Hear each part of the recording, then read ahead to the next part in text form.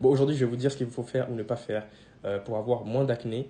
Je m'adresse spécifiquement aux gars parce que, en général, les filles, elles connaissent un peu les produits de beauté, les trucs à faire et tout. Mais les gars, en général, on fait n'importe quoi. Et moi, l'acné, c'est un problème qui m'a suivi très longtemps et que j'ai encore occasionnellement. Là, il y a quelques semaines, j'avais une grosse poussée de points blancs. Là, ça va. Ça commence à partir. C'est quasiment parti.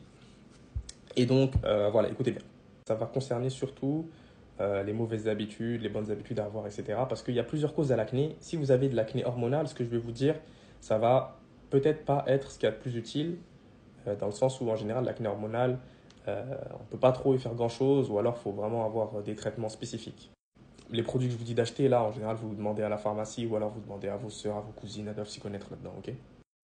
Alors déjà, il va vous falloir un gel nettoyant pour le visage que vous pourrez utiliser le matin et le soir avant d'aller dormir. Et comme ça aussi, vous n'allez pas transmettre les impuretés du visage sur l'oreiller. En parlant d'oreiller, faites attention à ce qu'il soit lavé assez souvent. Voilà, changez la taille d'oreiller si vous en avez un, ou sinon vous lavez l'oreiller assez souvent. Ensuite, il va vous falloir une crème pour le visage. Et je dis bien crème pour le visage, parce que les gars, je connais les gars, et c'était mon problème aussi avant, c'est pas juste, oh, une crème, c'est une crème. C'est pas ça. Si c'est une crème pour les pieds, commencez pas à la mettre sur votre visage. Prenez une crème pour le visage et une crème non comédogène, ça veut dire une crème qui ne bouge pas les pores. Comme ça, vous n'aurez pas de problème au niveau de l'évacuation de votre sébum et vous n'aurez pas de problème d'impureté qui bouche les pores, etc. Ensuite, je sais que ça, c'est vraiment dur à accepter, mais quand on a facilement des boutons, on ne peut pas se permettre de manger n'importe quoi.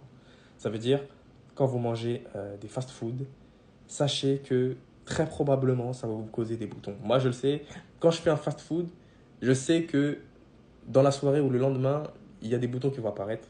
C'est comme ça, c'est la vie. Bon, après, c'est dû à la mauvaise alimentation, mais voilà. Il faut l'accepter ou il faut réduire les fast-food. Il faut mieux manger.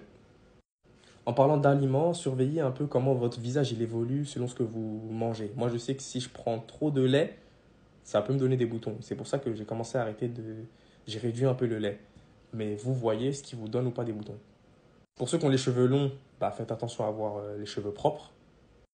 Et pour ceux qui ont souvent des trucs sur la tête, genre des bonnets, des casquettes, des casques, des écouteurs, tout ça, faites attention. Nettoyez bien vos oreilles parce que pareil, c'est des saletés qui peuvent se mettre sur votre oreiller et se disséminer sur le visage. Comme je l'ai dit, je le rappelle, ça va vous enlever les boutons qui sont liés à ça, aux impuretés, euh, aux pores qui sont bouchés, etc.